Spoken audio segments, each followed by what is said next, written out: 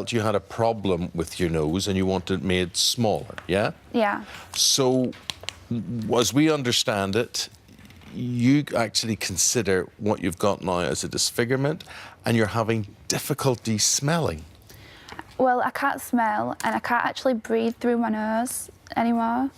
How long ago was this op? It was in January, so about Oh, my 6, word. 7 months. Yeah. Was it the first surgery you'd had on your nose? It was the second. Second. So you'd already had it reduced once?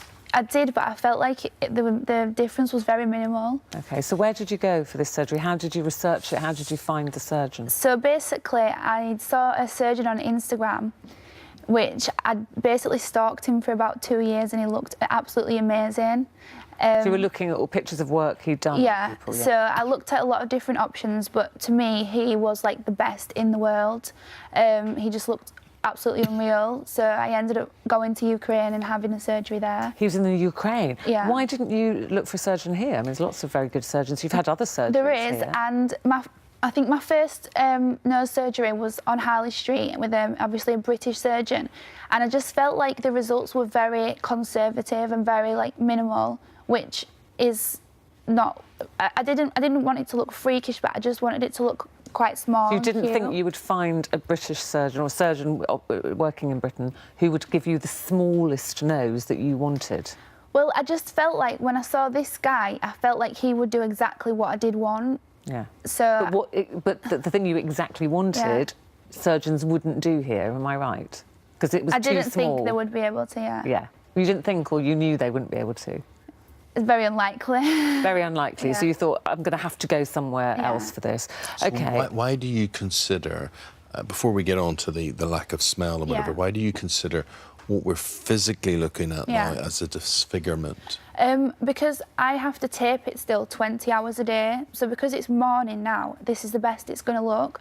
But if you see me in like 3 hours, 4 hours, it'll start swelling and swelling and getting wider. So this is the best that it does When look. you say tape it, what do you mean? I mean, I have to literally use a roll of medical tape and tape it up like all over. Look, Dr. Sarah has stayed on to talk to you about this, and when Chloe's talking to me, this is, you know, she's seeking perfection, and it must be really awful for you not to have what you want when you look in the mirror. What's causing that swelling, do you think? Well, unfortunately, once you've had a surgery to your nose already, your nose is somewhat fragile. You've already got scar tissue on the inside. You've got, you know, tissue that's not as strong as the tissue it had been. And so when you then go on to have another surgery, that's breaking it down even further and causing further damage within the nose. So I think it's the consecutive surgeries that may have triggered that off. And why wouldn't surgeons in this country carry out an operation to make a really small nose, which is what Chloe wanted? I mean, firstly, because of the fragility that may arise, most doctors don't want to have those kind of complications under their name. Also, the smaller the nose, the harder the access into the nose to actually do the operation. And so you may not get the cosmetic results you want, and that's where complaints come in. And so a lot of UK doctors would stop at the point at which they think, actually, I'm not going to achieve what I want. Chloe, what is next for you? Where do you take this now? I mean, obviously, this is an intolerable situation. 6 months have passed. Yeah. How do you see the future? What do you want to do next? I mean, do you mean with my nose? Yeah, can you have it corrected, or what happens? Well, I really actually hate having surgery. I don't actually like it, and but I am going to have to get my nose fixed. So I've got to wait until January until somewhere else can kind of correct it for me. So that it's not as fragile as it is now. Is it correctable, Sarah? I'm sure there will be ways to correct it, absolutely. I'm sure you'll find someone, and preferably in the UK, you know, registered here. But certainly you have to wait until the nose is at its absolute strongest before This is what I worry about with operations abroad. Aftercare. I mean, there's bound to be, Sarah, I would worry that, you know, there's seepage, the wound's not healing, there's swelling, there's something that you want to go back not just to any doctor, but to the doctor that carried out the procedure.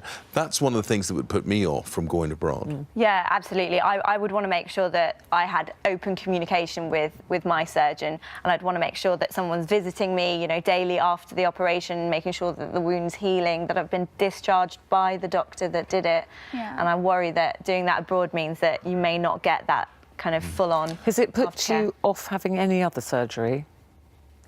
Well, to be honest, because it's not just how the nose is that was so bad. Like, I actually woke up during surgery and loads of other things happened whilst we were there. So it was just yeah. a disaster Just a from the nightmare. get-go. It was just a nightmare. But does that mean you won't ever have any more surgery on anything? Well, I have to because I need to get my nose fixed. So I can't... No, I mean, rule apart it from your out. nose, because you've had lips done and I have, fillers yeah. and... Do you have anything else now?